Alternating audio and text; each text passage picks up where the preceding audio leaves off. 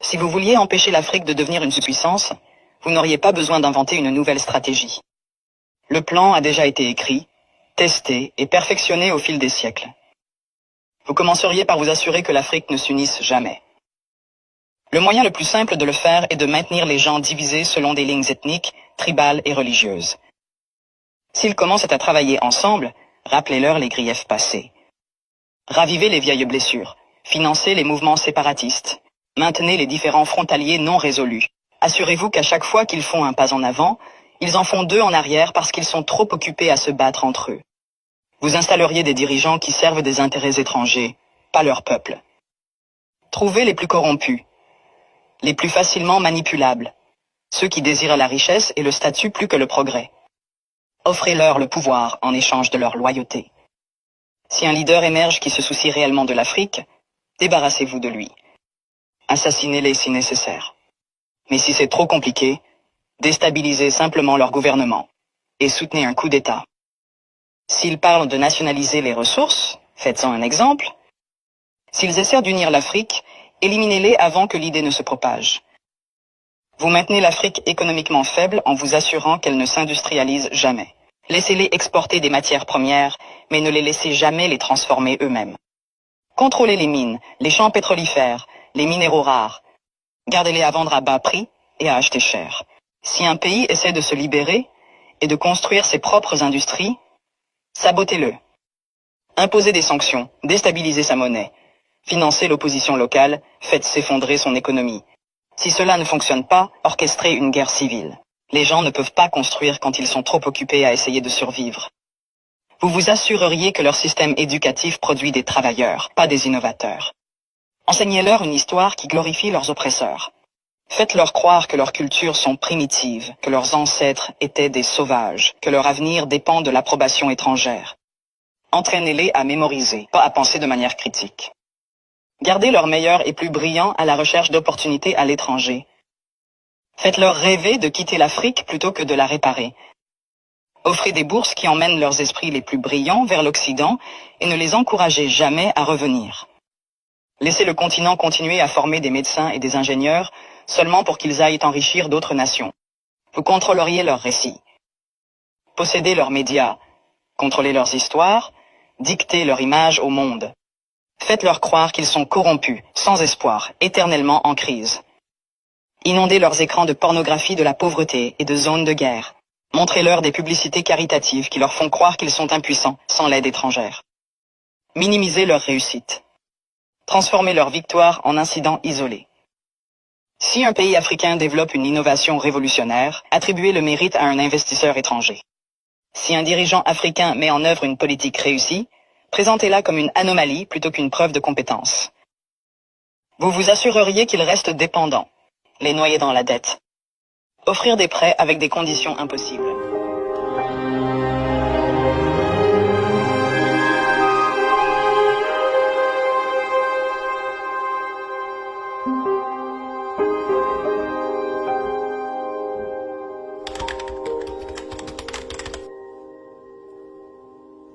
Une grande salle à Berlin, remplie des plus puissants dirigeants européens, était réunie autour d'une carte de l'Afrique. En quelques traits de plume, ils ont découpé un continent entier, sans la présence d'un seul Africain. Ce fut la conférence de Berlin de 1884 à 1885, une réunion qui a changé l'Afrique à jamais. Ce qui n'était au départ qu'une tentative d'apaiser les tensions européennes liées aux revendications coloniales est devenu le modèle de la division de l'Afrique. Les frontières ont été tracées sans tenir compte des groupes ethniques, des cultures ou des civilisations existantes.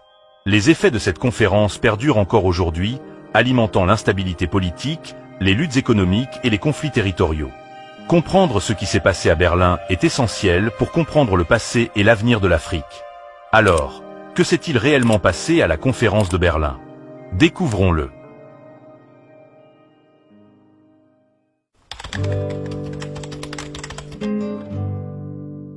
À la fin du XIXe siècle, l'Afrique était devenue l'enjeu ultime d'un jeu d'ambition impériale aux enjeux considérables. Les puissances européennes se bousculaient pour revendiquer de vastes territoires, désireuses d'exploiter les abondantes ressources du continent.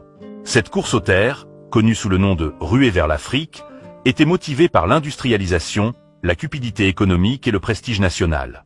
La Grande-Bretagne, la France, l'Allemagne, le Portugal et la Belgique voyaient tous l'Afrique comme un moyen d'étendre leur influence et leur richesse. Mais en l'absence de règles claires sur les revendications territoriales, les tensions entre les nations européennes atteignaient leur paroxysme. Au cœur de ce chaos se trouvait le roi Léopold II de Belgique, dont l'obsession d'acquérir un empire personnel en Afrique devint le catalyseur de la conférence de Berlin. Léopold avait jeté son dévolu sur le Congo, une région riche en caoutchouc, en ivoire et autres ressources précieuses. Il se présentait comme un humanitaire, affirmant vouloir apporter la civilisation à l'Afrique. Mais derrière cette façade, ses véritables motivations étaient bien plus sombres. Par la tromperie et la diplomatie, il prit le contrôle de l'État indépendant du Congo, un vaste territoire qui serait plus tard exploité par un régime brutal. Son expansion agressive sonna l'alarme dans toute l'Europe, car d'autres nations craignaient que les accaparements de terres incontrôlés de la Belgique ne perturbent l'équilibre des pouvoirs. La Grande-Bretagne et la France, puissances coloniales dominantes, avaient leurs propres intérêts concurrents. La Grande-Bretagne contrôlait l'Égypte et nourrissait des ambitions sur le Soudan et l'Afrique australe, tandis que la France s'étendait rapidement en Afrique de l'Ouest et au Sahara. L'Allemagne, puissance montante sous le chancelier Otto von Bismarck, s'était lancée tardivement dans la colonisation, mais désireuse de s'assurer sa part. Le Portugal, ancien colonisateur, souhaitait protéger ses possessions en Angola et au Mozambique de l'envahissement par des nations plus puissantes. Face à tant de revendications concurrentes et à l'absence de règles formelles, le conflit semblait inévitable. Craignant que les conflits coloniaux ne dégénèrent en guerre entre les nations européennes, Bismarck décida d'intervenir. Bien que l'Allemagne fût initialement peu intéressée par la colonisation de l'Afrique, Bismarck y vit l'occasion de positionner l'Allemagne comme leader diplomatique. Il organisa la conférence de Berlin, invitant 14 nations européennes à négocier l'avenir de l'Afrique. Son objectif ? Créer un système qui empêcherait les luttes intestines européennes, tout en garantissant que les richesses africaines resteraient fermement entre leurs mains. S'ensuivit une réunion qui redessina les frontières de l'Afrique et prépara le terrain pour plus d'un siècle de colonisation.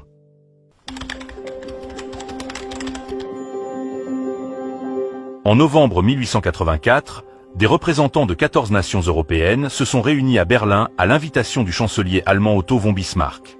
L'objectif était d'établir des règles pour le partage de l'Afrique et prévenir les conflits entre les puissances européennes. Parmi les participants figuraient la Grande-Bretagne, la France, l'Allemagne, la Belgique, le Portugal et l'Italie, chacun désireux d'étendre son empire colonial. L'absence des dirigeants africains était flagrante. Le sort de tout un continent se décidait sans la participation des populations qui y vivaient. Pendant des mois, les diplomates européens ont débattu, négocié et redessiné la carte de l'Afrique au gré de leurs propres intérêts. L'un des principes clés convenus était le principe d'occupation effective. Cela signifiait qu'un pays ne pouvait pas se contenter de revendiquer des terres sur le papier. Il devait démontrer un contrôle réel, par exemple par une présence militaire ou des traités avec les dirigeants locaux. Cette règle a encouragé les nations européennes à s'engouffrer en Afrique, à établir de force des administrations coloniales et à écraser toute résistance sur leur passage. Un autre résultat majeur de la conférence fut l'accord de libre-échange le long des fleuves Congo et Niger. À première vue, cet accord semblait constituer une victoire économique pour tous, mais en réalité, il permit aux puissances européennes d'exploiter les richesses naturelles de l'Afrique sans ingérence. Le principal bénéficiaire fut le roi Léopold II de Belgique, qui acquit une reconnaissance internationale pour son contrôle sur l'État indépendant du Congo. Sous couvert de philanthropie et de développement économique, Léopold transforma le Congo en un immense camp de travail forcé, où des millions de personnes souffraient dans des conditions atroces pour extraire du caoutchouc, de l'ivoire et d'autres ressources destinées aux marchés européens. La conférence aborda également la question de l'esclavage, du moins en théorie. Les nations européennes s'engagèrent officiellement à œuvrer à l'abolition de la traite négrière. Cependant, cet engagement resta largement symbolique. Alors que l'esclavage transatlantique avait déjà décliné, une nouvelle forme de travail forcé le remplaça.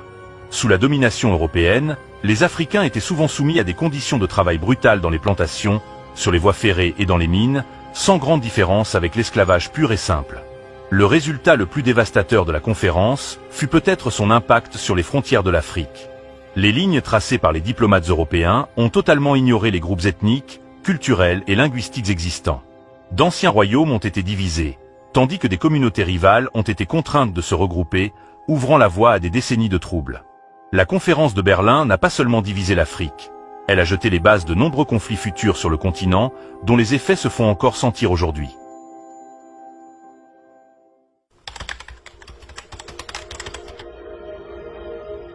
La conférence de Berlin de 1884 à 1885 marqua le début officiel de la colonisation à grande échelle en Afrique.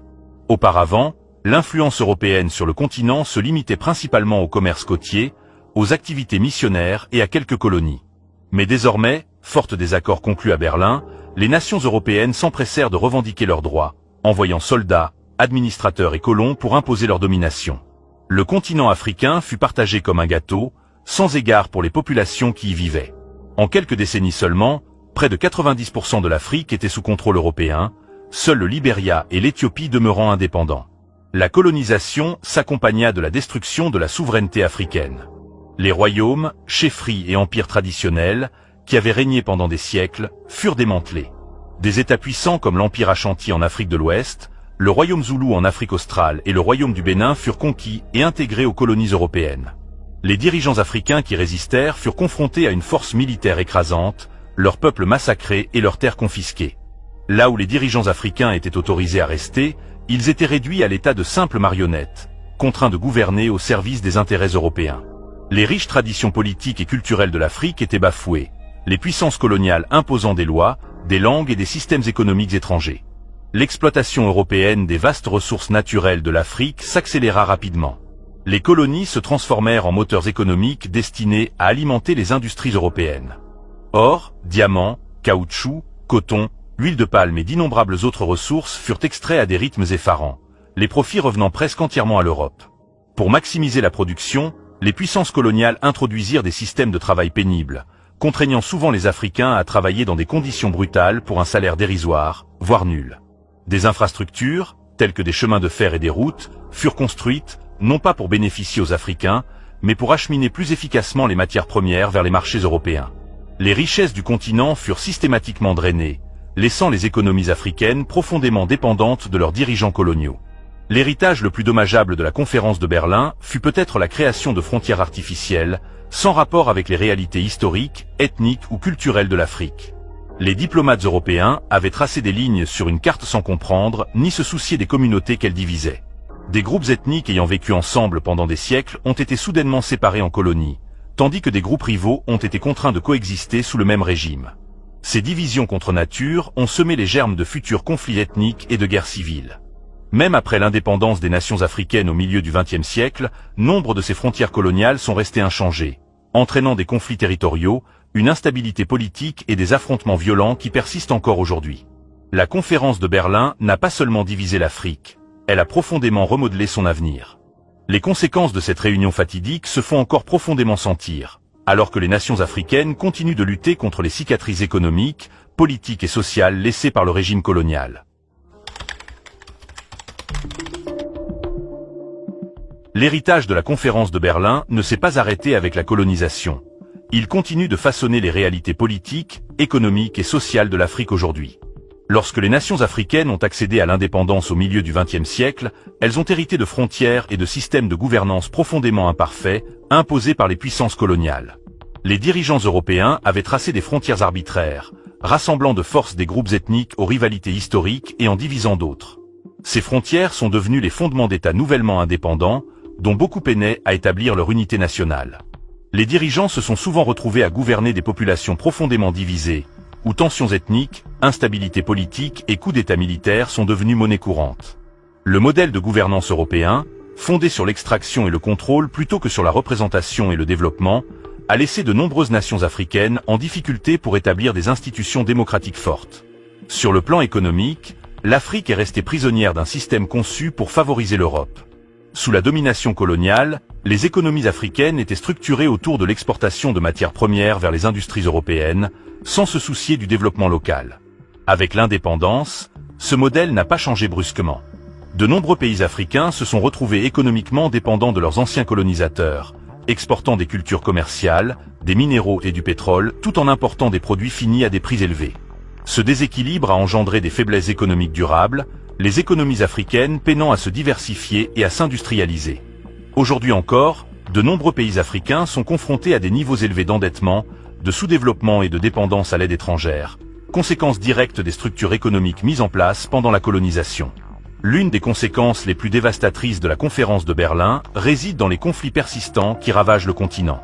Les frontières artificielles tracées par les puissances européennes ont créé de profondes divisions ethniques et politiques qui continuent d'alimenter la violence. Les guerres civiles, les conflits frontaliers et les conflits ethniques dans des pays comme le Soudan, la République démocratique du Congo, le Nigeria et le Rwanda trouvent tous leur origine dans les divisions arbitraires imposées par la colonisation. Ces conflits ont coûté des millions de vies, déplacé des communautés entières et ralenti le progrès économique et social. Aujourd'hui encore, nombre des défis politiques et sécuritaires de l'Afrique trouvent leur origine dans des décisions prises à l'époque coloniale, ignorant les réalités des sociétés diversifiées du continent. Malgré ces défis, l'Afrique connaît un mouvement croissant vers l'unité panafricaine et l'indépendance économique. Inspirés par des dirigeants comme Kwame Nkrumah et Julius Nyerere, de nombreux pays africains ont œuvré pour une coopération régionale renforcée, l'autosuffisance économique et une réduction de la dépendance vis-à-vis des puissances occidentales.